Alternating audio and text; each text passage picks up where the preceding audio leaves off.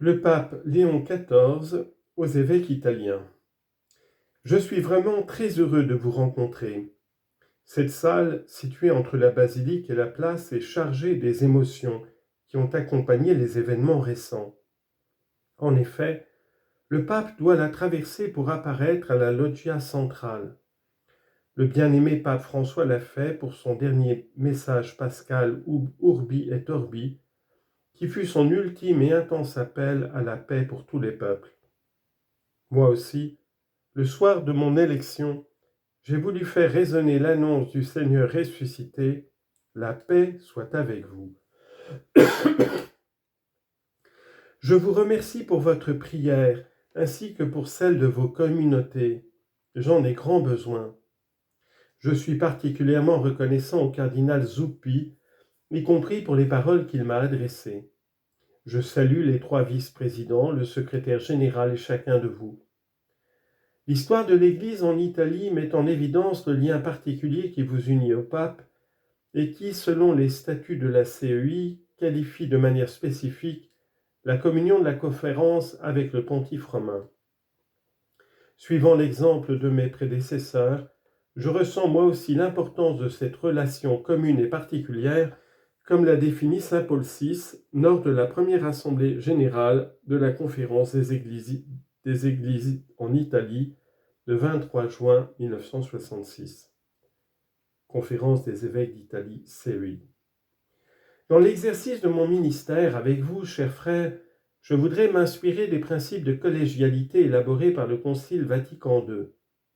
En particulier, la Constitution Lumen Gentium souligne que le Seigneur Jésus a constitué les apôtres à la manière d'un collège au groupe stable, à la tête duquel il a mis Pierre, choisi parmi eux.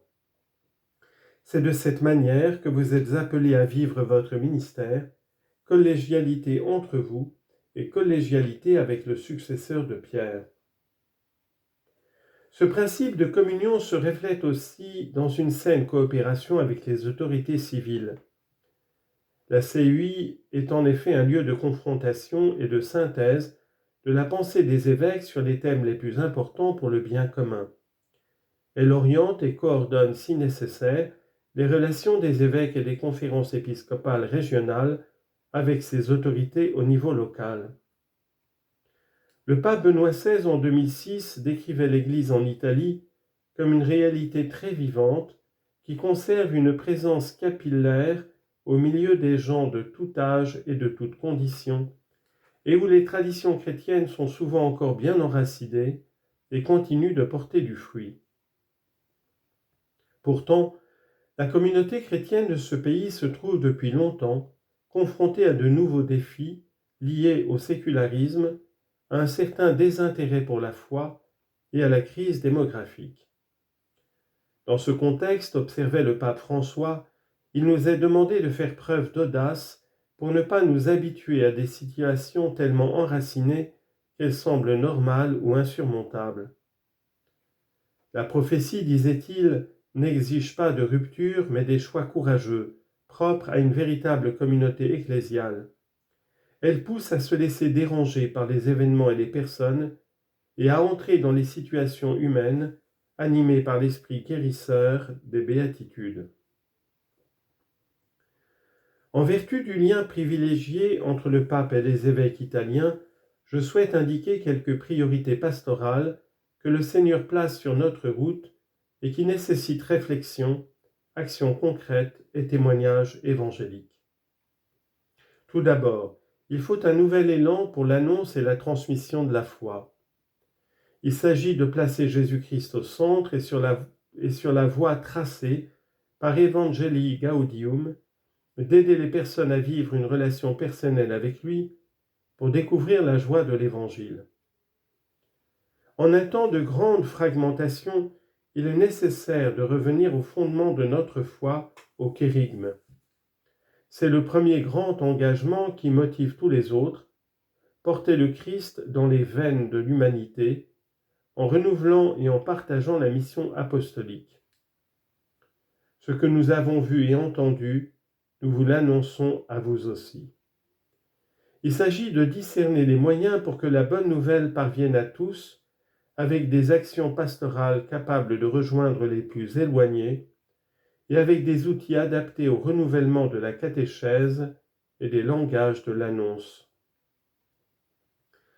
La relation avec le Christ nous appelle à porter une attention pastorale au thème de la paix. Le Seigneur nous envoie dans le monde pour apporter son propre don, la paix soit avec vous, et pour en devenir les artisans dans les lieux de la vie quotidienne.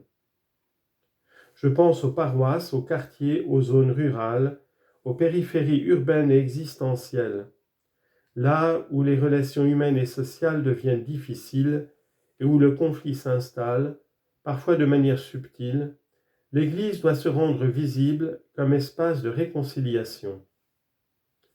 L'apôtre Paul nous exhorte ainsi, si possible, autant qu'il dépend de vous, vivez en paix avec tous. Romains chapitre 12, verset 18. C'est une invitation qui confie à chacun une part concrète de responsabilité.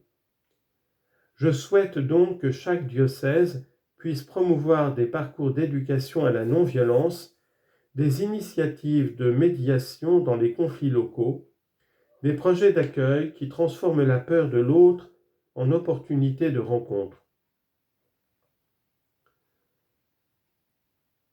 Que chaque communauté devienne une maison de paix où l'on apprend à désamorcer l'hostilité par le dialogue, où l'on pratique la justice et où l'on veille au pardon.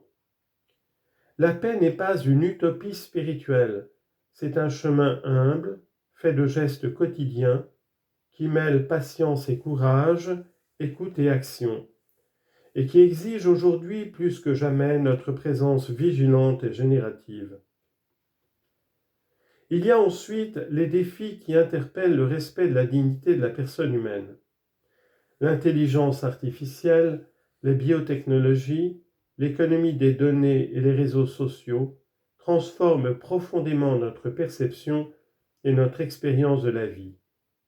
Dans ce contexte, la dignité humaine risque d'être aplatie ou oubliée, remplacée par des fonctions, des automatismes, des simulations.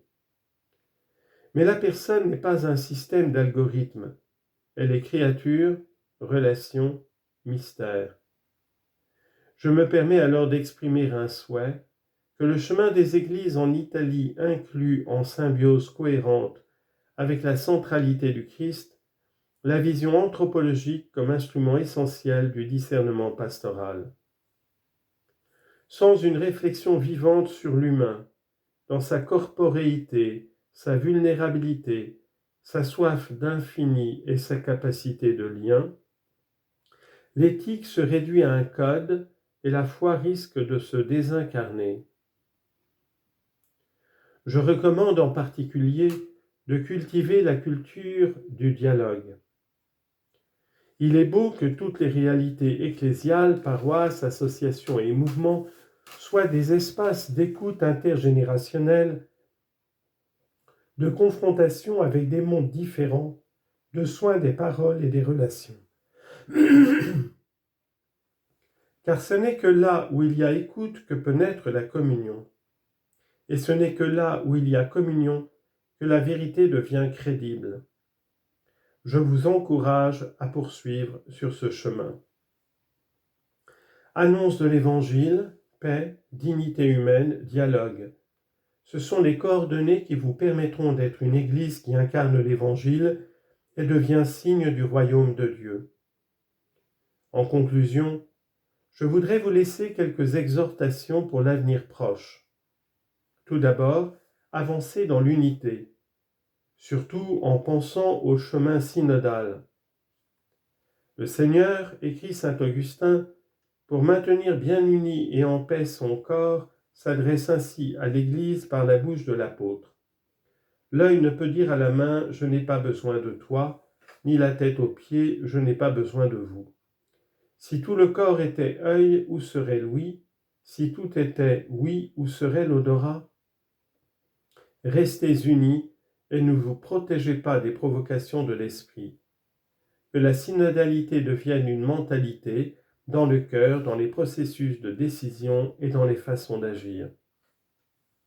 Deuxièmement, Regardez vers demain avec sérénité et n'ayez pas peur de faire des choix courageux. Personne ne pourra vous empêcher d'être proche du peuple, de partager la vie, de marcher avec les derniers, de servir les pauvres. Personne ne pourra vous empêcher d'annoncer l'Évangile, et c'est bien cela que nous sommes envoyés porter, car c'est ce dont tous, nous les premiers, avons besoin pour bien vivre et être heureux. Veillez à ce que les fidèles laïcs nourris de la parole de Dieu et formés à la doctrine sociale de l'Église soient les protagonistes de l'évangélisation dans les lieux de travail, les écoles, les hôpitaux, les milieux sociaux et culturels, l'économie et la politique. Très chers frères, marchons ensemble avec la joie au cœur et le chant aux lèvres. Dieu est plus grand que nos médiocrités. Laissons-nous attirer par lui. Plaçons notre confiance en sa providence. Je vous confie tous à la protection de la très sainte Vierge Marie, la Madone de Lorette, de Pompéi, et de l'innombrable constellation de sanctuaires qui couvrent l'Italie. Je vous accompagne de ma bénédiction. Merci.